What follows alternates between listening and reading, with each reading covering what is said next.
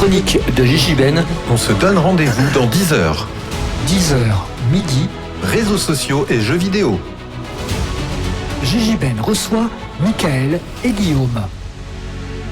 Nous sommes de retour pour ces 10 heures de live, accompagnés de Jadlou, accompagnés de Michael, accompagnés de Guigui. Les gars, pour moi, ça faisait longtemps. Là, les 20 minutes que je viens d'avoir avec Marius, oh là là, ça faisait un bout de temps. Mais Gigi Ben, t'en as d'autres comme ça? C'est-à-dire de faire des tensions comme ça, émotionnelles. Et nous, on va parler de quoi? De Mario Il est 11h du matin, ça va durer 10 heures. Aïe aïe aïe. Nous, on va parler de console maintenant. Non, mais on revient, voilà. En plus, ensuite, donc il va revenir aussi encore pour quelques petites chansons. Ça m'a... Je reviens. Mika, tu peux faire l'animation, vas-y. Bon, bah alors, c'est l'histoire d'un mec. Vous êtes sur BLC Radio, matin. c'est un plaisir de vous retrouver toutes et tous. Du coup, la thématique jeux vidéo était sur le tapis, n'est-ce pas? Je vous ai coupé, on était en plein Sonic Mario. Oui. Je vous laisse reprendre peut-être, en sachant que Guigui, je t'ai pas trop entendu. Mika, il a bossé, mais toi, Ouais, mais moi je suis le sidekick, tu vois, c'est-à-dire je suis le vieux qui raconte. C'est mon filet de sécurité. Voilà, c'est ça, tu vois. Mika raconte l'histoire et moi je dis oui, je me souviens, je jouais à ça en 1980. J'ai l'impression de voir JDG, quoi. Oui, c'est ça, c'est exactement. Papy Grenier, si tu nous regardes, Fred, Exactement. si tu nous regardes, on t'aime. On t'attend. voilà. On est reparti. Yes. Donc Master System NES, ouais, ça y est. c'est ça. Ah oui, donc Master System. Oui. Les Sega, toi c'est ton rayon, toi plutôt Sega. Ouais, Enfin, c'était chez les potes Sega. C'est vrai que nous on a beaucoup grandi avec Nintendo. Mais Sega, on a beaucoup connu Sega parce que c'était les potes qui avaient ça aussi. Ouais. Ah oui, toujours un pote qui avait une Mega Drive. Moi, je la regardais chez Auchan, tu vois, ou chez Mammouth à l'époque, puisque. Mammouth, on a placé Mammouth. On a réussi. Moi, je vivais en province. Il y a des mots à placer chaque heure. Il a été placé. J'ai gagné 10 balles. La Mammouth, il y avait la Mega Drive. Mais la Mega Drive, je me dis, mais c'est pas possible, des graphismes aussi époustouflants. Ouais, mais ça fait rire, hein, mais c'est vrai qu'à l'époque, nous, on était dingues alors que c'était que du pixel. Hein. 32 couleurs. Ouais, c'était un peu exceptionnel, quoi. Ouais. Donc on allait jouer chez les potes sur la Sega. Donc on avait l'arrivée déjà de Street Fighter 2 sur la Mega Drive. Hein. Ouais. Qu'est-ce qu'il y a eu d'autre? Donc NES, Master System, donc les deux concurrents. Il y a eu aussi quelques consoles venant du Japon. Pendant cette période-là, mais qu'on n'a pas connu. Eh oui, comme la NEC Core Graphics, la PC Engine aussi. Ce genre de console-là. Paix à leurs âmes. Ouais. Il me parle chinois là. Oui, bah oui, c'est ça, mais pour nous aussi, on connaissait pas. C'était toujours un pote aussi, dont le papa voyageait à cette époque-là, avec les sociétés qui avaient plein de sous, hein, donc tout le monde voyageait à droite à gauche et revenait du Japon. Donc on a eu tous un pote qui revenait avec des trucs de dingue. Et puis il y a eu aussi d'autres consoles comme la Lynx, les consoles portables, la Game Gear, la Game Boy. Alors Game Gear ou Game Gear? Ça c'est le grand débat ça aussi. En anglais c'est Gear. Ah bah oui, mais à la télé ils disaient Game Gear. Ah bah à la télé. Puis après on a dit Metal Gear Solid, donc du coup on se retrouve pas, comment on fait? Voilà, on était coincés. Eh oui. D'ailleurs JDG fait une petite remarque là-dessus. C'est vrai. Ouais. Dédicace à JDG aussi. Décidément. Je checkerai ça. Tout le temps. Et donc Mega Drive et la fameuse Super Nintendo. Ah ouais, Super Nintendo avec du coup Super Mario World qui était sorti donc le jour de la sortie de la Super Nintendo. Avec après Super Metroid, les Street Fighter qui a été porté dessus aussi, Street Fighter 1, Street Fighter 2. Forcément Legend of Zelda, pour moi la saga incontestable la plus puissante de tous les temps. T'as dit quoi? Zelda? The Legend of Zelda. Ah oui. Je connais pas. Personne connaît. Il y a Team Mario et Team Zelda. Ouais, moi puis, personnellement je suis Mario. Bien parce que tu portes un t-shirt Zelda, je porte oui, voilà. Super on a Mario. chacun notre licence Jadlou, tu préfères préférée. quoi? Alors, c'est Mario ou rien. Ah, c'est Mario ou rien? Carrément. Je connais pas ce titre. Mario or nothing. Mario or nothing. En fait, l'invité a été sélectionné par rapport à des critères. Fallait qu'elle aime Disney, fallait qu'elle aime Mario. Plus que là, on peut. Non, mais Mario, c'est la base. Voilà, c'est tiens, la base de la base. Quel est ton Mario préféré alors, Jadlou? Alors, je connais pas spécialement les noms. Il faut savoir que moi, on avait une R4 qu'on partageait avec ma sœur. Avec des tonnes. T'as fait ça, c'est pas bien. Oui. Je l'avoue. Hyper geekette quand même. Hein. Et on on s'amusait à la DS sous la couette toute la nuit. Hein. Ah bah. Désolée pour maman qui regarde. Elle sait tout maintenant. Là, ça y est. oui. Mais oui, on avait la R4 et on en avait plein de Mario. Et c'est Mario ou rien. Après, il y a eu Mario Kart qui déchirait des. Tu vois ce que je veux dire? Mario Kart Ouais, tranquille. je pense il y a eu que Mario c'était Kart, lui ouais. qu'on avait. Par contre, Sonic ou Zelda, c'était. Non, mais Ouais, ça, c'est bah, normal. Ça, c'est. J'aime bien le. On est Équipe plus dans 2. le même univers, Non, c'est plus du tout le même objectif. Équipe 2, équipe B, équipe C, même. Ouais, d'accord. Mais Mario, on peut C'était pas. fou, toi. Mario, c'est vrai que c'est la base. Vous m'avez pas parlé Ah, de bien quelqu'un. sûr. On va parler de Pokémon encore. Ça va arriver? Oh là là, ouais. On peut Pokémon considérer sur Game Boy, ça. bah on pourrait. mais toi, Il y a Pokémon, tellement de question choses à sauvegarde. Bah, heureusement qu'il y avait des sauvegardes pour Pokémon. Ah non, mais Heureusement. tu pouvais jouer qu'à 1. Ah, bah, Ça veut dire que si tu ouais, jouais. c'est vrai. Ah, bah oui. Pas multijoueur, c'est vrai. Ouais, pas de multi, non. Mais c'était Pas de plusieurs en fait, sauvegardes. l'arrivée de la Super Nintendo, moi je me souviens très bien, je vais encore parler de mon cousin, mais on a grandi ensemble, mais c'était vraiment pour nous l'arcade à la maison. Ouais. C'était pas vraiment ça, mais nous avec nos yeux de jeunes, on avait l'impression Oh là d'avoir là, Street c'était, Fighter, le vrai de vrai, ou Final Fight de Ouais. Capcom à la maison, et on dit ouais, on n'a plus besoin d'aller mettre des pièces dehors. Et Exactement, ouais. ça a été le déclin d'ailleurs. Des arcades à ce moment-là, ouais. arcades, ouais. Exactement. Et c'est aussi là qu'est arrivée la Rolls-Royce des consoles du rétro gaming, c'est la Neo Geo. Ouais. Il y avait aussi les jeux d'arcade, mais alors là, c'est vraiment l'identique. Tu connais la Neo Geo, Gigi Ben? Bien sûr que Jadlou, tu connais Bien ça? sûr que. Alors. Tu peux trouver plein de jeux Neo Geo sur le Switch Online. Ouais, Tu peux, c'est vrai. maintenant. Maintenant, ça coûte 6 euros. Ouais, À 6 euros l'époque, ça par jeu. coûtait 3000 francs la cartouche. Je dis en francs parce que je sais pas combien c'est en euros aujourd'hui. Ah, bah déjà, tu as les francs. Moi, j'ai. Ouais. Tu connais les francs, Jadlou? Non, ça. Oh. Pas Tu trop. sais que ça existait Vous remarquez qu'il y a Oui. l'hémisphère nord et l'hémisphère Ouais, c'est sud. ça. Ouais. Bah, ils ont C'est fait ça. exprès, c'est-à-dire qu'ils ont fait la table des yeux ici, la table des jeunes ouais. là-bas, quoi. Après, il y a la régie. Ah, même c'est la régie. Ça, c'est Ah, une c'est autre encore frontière, un là. autre, une Ah autre ouais. strate, Ah oui, oui. d'accord. Michel, on t'aime. Il va m'insulter. Donc ouais, Neo Geo avec beaucoup de jeux de combat quand même, hein, en particulier. ça a Metal été- Slug. Metal Slug. Oh, ça, j'ai entendu parler. Les ça. shoot 'em up. Ouais. D'accord. Donc voilà. Et ensuite, Il y a. Comment il s'appelle? Il y a un film qui est sorti là qui retrace l'univers de Mortal Kombat. Ouais, Ah, bah alors oui. ça, c'est arrivé, ouais, Super Nintendo aussi, ouais. Bah, jeu de combat très sanglant, hein, avec les fatalities et les finish him qu'on connaît. Tu peux la refaire? Finish him. Finish him en japonais. Finish him. On a eu les Call of. Ouais, alors Call of, c'est plus c'est, tard, alors ça. à la base, c'est sur PC. C'est d'abord venu sur PC, les Call of. Vous avez vu comment je suis en train de niquer tous vos sommaires? Ouais, T'inquiète, mais on s'adapte, t'inquiète. ouais. On retombe sur nos pattes. Allez-y, C'est moi qui vais là. faire Call of quoi? What? On va pas connaître. Bah après, il y a eu, après, ce qui est arrivé après la Super Nintendo, là, il y avait la PlayStation. Ah, Donc ça, là, ouais, après- ça me dit un truc, ça. Donc la PlayStation, bon, Ouais. bah, ça fait aussi partie des titres encore, enfin des consoles bien jouées en rétro gaming, encore très populaires. Bah, il y a eu la saga Tomb Raider, les Tekken, Ridge Racer, Crash Bandicoot, Ouais. Metal Gear Solid, Final Wipeout. Fantasy VII. Alors petite anecdote, il faut savoir que par exemple, si on parle de Metal Gear Solid, ça a été vraiment révélé par la PlayStation avec justement l'épisode 1 qui est sorti en 99. Sauf que Metal Gear à la base c'est sorti sur Nintendo. Absolument. Comme Final Fantasy. Ouais. Final Fantasy, ça a été vraiment vraiment, c'est révélé ça. au monde entier avec le succès planétaire du 7, parce que ça a été vraiment le premier en 3D, avec 3 CD, etc., avec l'histoire qu'on connaît, etc. Mais ça, à la base, c'est sorti sur Nintendo. C'est vrai. Et ça a failli jamais voir le jour d'ailleurs. Hein. Enfin, la partie jeux vidéo Nintendo a failli mourir parce qu'en fait ça ne fonctionnait pas encore, ça prenait pas encore. Et grâce à Final Fantasy, grâce à cette licence, ça a réussi à faire redécoller la cote de Nintendo à cette époque. Il y a eu les FF. Surtout que Ouais. c'est une histoire assez cool puisque c'est presque comme une vengeance de la part de Sony, puisque la PlayStation devait être à l'origine un accessoire de la Super Nintendo. Vous savez, à l'époque, il y avait la Mega Drive, la Super Nintendo et d'autres consoles qui avaient un lecteur CD. D'accord. Et en fait, c'était une révolution puisqu'on pouvait mettre des vidéos dans les jeux, ce qui n'était pas possible Et avant. il y avait bien plus de Ou des place. dessins animés, ou bien plus de place exactement, pour pouvoir charger des éléments de jeu.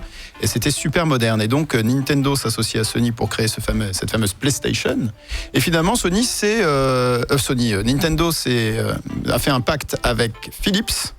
Ok. Vachement bien marché, comme vous avez pu le voir. Bah, on pense à la CDI. Hein. Et oui, exactement. Enfin, on n'y pense plus. On essaie de ne plus jamais il y ne faut penser plus penser, d'ailleurs. voilà. Ils ont même sorti un Zelda là-dessus. Oui, voilà, non, pardon pas. absolument Non, ce n'est pas un Zelda. Non, c'était pas un Zelda. C'est pas un Zelda. On est d'accord là. On est Et d'accord. finalement, PlayStation était un peu vénère. Ils se sont dit, puisque c'est comme ça, on va faire une console nous-mêmes. Et le fameux Ken Kutaragi, un ingénieur de chez Sony, a développé sa petite console dans son coin. Et ils sont arrivés avec cette console incroyable. Alors, souvent, vous savez, tout le monde essaie de faire des consoles, mais il n'y arrive pas trop bien. Il y en a plein qui se sont cassés la figure. 3DO, il y en a eu un sacré paquet, Atari aussi. Mais Sony, je sais pas, ils ont créé un truc totalement novateur. Ouais. Il y avait la Saturn qui était sortie de Sega aussi. Ouais. Un peu les dernières consoles rétro gaming avant la PS2. Ouais, c'est ça. La Dreamcast, qu'on a juste devant nous. D'ailleurs, je la prendrai en partant. Merci d'être passé d'ailleurs. C'est sympa. Là. Merci, c'est gentil de donner les cadeaux pour les invités. Si tu me trouves Samba de Amigo avec, je serais content. Je suis pas sûr que Michel soit d'accord. D'accord, Je pars avec lui. je vais négocier. Et donc, oui, donc Sony, ils ont réussi parce qu'ils ont eu de très bons titres de lancement, comme Ridge Racer, qui était un jeu de voiture, enfin de savonnette, pardon. Ça n'a rien à voir avec des voitures, hein, c'est un jeu de savonnette en fait, une simulation de savonnette. 11h15, pour Oui, oui. Tekken, évidemment, Tekken qui était sorti Tekken, sur arcade, qui Ouais. est un peu le concurrent de Virtua Fighters, qui étaient les premiers jeux en 3D, et puis d'autres super jeux, etc. Donc on pouvait lire les CD dessus, c'était totalement incroyable. On pouvait même lire des CD de musique. Bah oui, c'est ça. Ouais. Les disques étaient noirs. Oui, et on se rappelle toujours de la démo One avec son super générique et son intro. Et le dinosaure Oui, en 3D. exact, Mais pour moi, je montrer voyais la ça, puissance, je croyais que ouais. c'était la réalité, quoi. Ouais, bah c'est vrai Vraiment qu'un rien nous épatait, quoi. Un Oui, rien c'est nous ça. bluffait, Ouais. visuellement. Bon, cela dit, j'ai pleuré à la fin de Alex Kidd ou je sais plus quoi, parce qu'il y avait des étoiles qui défilaient. Je trouvais ça magnifique. Bah, mais on était innocents. On l'est plus. Alors du coup, après, donc il y a eu la PlayStation, après il y a eu la Nintendo 64, Oui. on a eu la GameCube, la PlayStation 2, avec pareil, donc toutes les grosses licences qui sont attachées à ces consoles. Et alors du coup, le sujet c'est pourquoi le rétro gaming c'est encore populaire. Pourquoi ça fonctionne encore très bien. Tu vois, par exemple, moi j'ai encore la Wii à la maison et je suis très heureux d'avoir la Wii, faut le dire. C'est déjà c'est bien, mais c'est pas encore rétro gaming. Plus trop rétro gaming. Bah, C'est 2010, pas encore quand même, rétro gaming. ça fait 11 ans. Non, Ouais, pas encore. non. Pas encore rétro gaming. Plus loin. Non, c'est une génération après la Wii encore. La DS Non, la DS c'est pas encore rétro gaming. 2006, la DS. Trop récent. Pas encore rétro Mais tu sais, gaming. c'était les gros blocs. C'est parce qu'il y a eu la DS Lite, il y a eu la DSi, tout ça là. Il y avait eu le gros puis la bloc 3DS, oui. En fait, tu penses à rétro gaming parce que c'est quand même des graphismes. Il y a beaucoup de jeux qui ressemblent à des jeux Game Boy ou en pixels. Ouais. Pixel avant. art. La SP. Mais ça c'est Game Boy Advance. C'est Oui, c'est la même famille de Game Boy. on La Game pourrait Boy le Micro, dire. la Game Boy SP, la Game Boy. Parle à ton collègue, il a pas l'air d'être d'accord. Non, oui, on pourrait presque considérer. Ça dépend des jeux en fait, parce qu'il y a tellement de rééditions de jeux d'avant en c'est pixels, avec des sprites et tout. Les sprites, c'est ce qui bouge, hein, Oui, les animations. les animations. Que oui, on pourrait presque considérer ça comme du rétro gaming. Quoi. Mhm. Tout à fait. On va être large. Ouais, je pense. On est open. Du coup, qu'est-ce qui fait que ça fonctionne encore très bien ? Parce que les gars comme nous, ceux qui ont 40, 30 dans cette génération-là, on a été quand même des millions et des millions à y jouer. Ouais. Et donc le fait de pouvoir retrouver ces jeux-là, soit parce qu'on a gardé les consoles, soit parce qu'on les trouve sur émulateur, c'est quand même quelque chose c'est des sensations qui sont quand même extraordinaires, parce que moi je me rappellerai toujours des sensations que j'avais quand j'ai joué à Zelda Ocarina of Time, les sensations que j'avais quand j'ai joué à mon premier Tomb Raider, au premier Mario, etc. Et le fait d'avoir vu cette évolution, parce que nous on a eu vraiment la chance de naître dans cette période et de voir l'évolution, la naissance des graphismes et de la jouabilité, de la maniabilité du gameplay de l'époque, et de le voir évoluer au fil des années. Et qu'à chaque fois, à chaque génération, on se prenait une claque monumentale. C'est vrai. Alors qu'à l'époque, la Nintendo c'était du 8 bits, la SNES c'était du 16, après 32, 64, 128 avec la Dreamcast, PS2, GameCube. Maintenant, les architectures sont plus du tout les mêmes, parce que maintenant là on parle de cartes graphiques, de processeurs, etc. Mais en tout cas, voilà, c'est un des points en tout cas qui fait que ça fonctionne encore très très bien. C'est l'âme de nostalgie, de mélancolie qu'on peut avoir en pouvant rejouer à ces titres qui a bercé notre enfance, notre adolescence. Parce que faut savoir qu'à l'époque, Internet n'était pas encore développé. Donc pour finir un jeu, il n'y avait pas beaucoup de solutions. C'est soit on y passait des heures, soit on allait sur Canal Satellite, donc on allait sur la télé pour regarder Game One. Ouais, on allait à la télé pour regarder Game One. Moi, je me rappelle qu'avec mes potes, on regardait la solution du terriblement et tristement célèbre Temple de l'eau dans Zelda Ocarina of Time. Donc on a été obligé de regarder l'émission, d'attendre semaine après semaine pour avancer, sinon impossible à terminer. Oh la haine. On avait des bouquins, Micro Kids, on avait les 1000 tips, les 11 000 tips pour avoir les cheat codes, parce qu'à l'époque on avait des cheat codes pour nous aider un petit peu à passer les niveaux qui étaient vraiment trop difficiles. Ce qui n'existe plus maintenant aujourd'hui, ça n'existe plus les cheat codes. Aujourd'hui, t'as les solutions dès que le jeu sort. Oui. Quoi. Ouais, en fait, c'est des solutions pour finir le jeu, mais c'est pas des manipulations pour débloquer des niveaux, par exemple. C'était agréable à rentrer, la manette. C'est un peu comme quand tu essaies de mettre ton adresse email sur ta télé pour la configurer avec la télécommande. R1L, un carré haut, bas, select, tout ça. Et après, hop, mission limitée, vie limitée, ça c'était le feu, ça. C'est genre GTA, quoi. Ouais, pas que sur GTA, il y avait tous les jeux qui avaient ce genre de cheat code. Il y a peut-être une autre raison pour laquelle c'est si populaire. Moi, j'ai 2 frères de 22 et 23 ans. 21, 23 ans, je me plante tout le temps. Et eux, ils sont ultra attirés par ce style aussi. C'est très mode en fait, c'est tout ce pixel art. Ça s'est vachement développé ces dernières années, c'est surtout les t-shirts. Le côté nostalgie, en fait, on nous attire, nous, les 30, 40, 50, 60naires. On va créer notre chaîne Boomer Games bientôt, je pense. Belle émission. Émission de la saison prochaine. Tout à fait. Les boomers. Les boomers gamers. Et oui, donc, ils sont super attirés parce qu'à force de voir toujours les mêmes trucs et tout, ils se disent, tiens, ça les attire aussi d'aller voir ce qui s'était fait avant. Et ils trouvent ça méga cool. Un de mes frères, il a ultra adoré Pokémon, ses Pokémon préférés, c'est les anciens qu'il a réussi à avoir sur émulateur aussi. Parce qu'en fait, je pense que le piratage, malgré tout, a énormément contribué au succès de beaucoup de jeux. Exactement, C'est comme pour les films, en Comme pour les films, Ça a vraiment démocratisé le rétro gaming et en fait ça a ouvert ça au public puisqu'il n'y a plus du tout de production. Maintenant on ne trouve que le rétro gaming que sur le marché d'occasion qui fonctionne très bien. Et on peut encore trouver des jeux neufs sous blister qui valent des cartouches qui valent $100 000, $300 000 qui partent aux enchères. Et c'est un marché qui fonctionne encore très bien. Ils le savent, je pense. C'est pour ça qu'ils protègent tellement leur propriété intellectuelle. Nintendo ressort 50 fois le même jeu sur plusieurs années. On rachète toujours Mario Bros. Là regarde. Par exemple là sur Switch, moi j'ai l'abonnement online. Là il y a le catalogue NES Online et SNES Online. Et du coup je peux rejouer à des anciens jeux de Nintendo, de SNES, de Nintendo, de Super Nintendo sans avoir les consoles. C'est ça. Parce que grâce à ça, je peux rejouer à ça. Donc moi franchement je suis au paradis. Là en plus ils font des portages des anciens jeux. Ils ont fait le portage de Mario 64 sur la Switch. Ils vont faire le portage de Zelda Twilight Princess qui était sorti sur GameCube.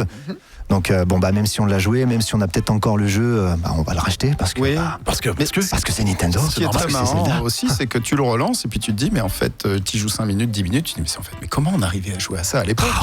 C'est au bout de 2, 3, 12, 48 morts dès le premier niveau, tu te dis mais comment j'arrivais à dépasser ce niveau? Je ne sais pas. Ça nous apprenait la patience, la persévérance, vraiment. On n'avait qu'un jeu, quand on n'en avait pas 15, 28 en même temps à faire. Et que, là, c'est sûr. Tu avais ta cartouche, tu la finissais. Donc tu mettais 3 ans à finir un niveau que tu sauvegardais pas. Quelques nuits. Les jeux étaient plus courts. Les jeux qui étaient plus courts, là, quand je rejoue au Nintendo, par exemple, à Batman ou Captain Skyhawk, c'est des jeux, ça dure 25 minutes, 30 minutes de gameplay, en tout et pour tout. Mais par contre, c'est des difficultés qui sont déjà un petit peu plus élevées. Il n'y avait pas forcément de niveau de difficulté à choisir, ça dépendait des jeux, mais en fait, les jeux d'arcade étaient très durs. C'était fait exprès parce que les gens perdaient, comme s'ils remettaient des pièces. Exact. Et du coup, ils ont redescendu les niveaux de difficulté dans les consoles de salon. Oui. Tu parlais ce matin de speed. Oui, voilà, c'était le dernier point que je voulais aborder. Et pourquoi en fait le rétro gaming fonctionne encore super bien, c'est parce qu'il y a une autre communauté geek, un petit peu dans l'ombre, un petit peu cachée, qui commence à prendre de plus en plus de place sur les réseaux et sur la toile. C'est la communauté du speedrun. Alors pour celles et ceux qui ne savent pas ce que c'est le speedrun, le principe du jeu, c'est de commencer un jeu et de le finir le plus vite possible. Et on a deux catégories. Ah, les fameux. Ouais. C'est ce qu'on appelle les speedruns. Donc en gros, le jeu s'appelle ta run. Et après, donc t'as deux catégories. Enfin, t'as vraiment deux équipes. T'as l'équipe speedrun, donc juste console manette ou émulateur clavier, émulateur manette. Ok. Sinon, t'as ce qu'on appelle les TAS, les Tool Assisted Speedrun. D'accord. Et là, c'est émulateur avec un logiciel d'enregistrement où là, tu fais jouer le jeu frame par frame, où tu mets pas des lignes de code, mais tu insères, tu maps le clavier et là, tu mets tes commandes à l'instant T. Donc, ce qui fait en fait que en TAS, tu peux finir, par exemple, là, il y a un des records en TAS, Zelda Ocarina of Time, tu le finis en 10 minutes. C'est fou. Alors qu'en speedrun normal, c'est impossible. Pourquoi ? Parce qu'en fait, avec le TAS, tu vas entrer dans le code du jeu, dans les entrailles de la machine, etc. Et tu vas... Donc, il faut s'y connaître un petit peu. Faut s'y connaître un petit peu en informatique, en codage, etc., en développement. Et donc, tu vas pouvoir aller dans tel endroit du jeu, tel endroit de la mémoire, pour ensuite, créer un glitch, ce qu'on appelle un glitch, un bug, et hop, ça t'amène directement à la fin du jeu. Et c'est comptabilisé. C'est Mario Bros d'ailleurs qui a un des... Enfin, c'est pas un bug, je sais plus exactement, mais tu peux le finir très rapidement parce que tu sautes un nuage, tu vas par-dessus un mur. C'est sur Super Mario World, en fait, c'est sur tu fais le premier niveau, je crois que c'est au deuxième niveau, c'est à peine 9 minutes de jeu, tu fais une certaine manip, plusieurs manips avec ton clavier, tes frames. Et au bout d'un moment, en fait, tu vois le mec qui fait, mais qu'est-ce qu'il fait ? Il saute, il avale des pièces, il reprend une vie, il descend de Yoshi, il monte de Yoshi, en fait, toutes les commandes qu'il fait. Au final, ça fait que, hop, il apparaît à la fin du jeu. Il y a le crédit, il y a le générique de fin. Eh bien, messieurs, merci beaucoup de m'avoir apporté toutes vos indications et d'avoir été là pour débattre autour du jeu vidéo et nous apporter tout cela. On se retrouve pour le cinéma en compagnie de Jadlou et on s'écoute le dernier set de Marius Niolet. Merci. Arigato. Gozaimasu.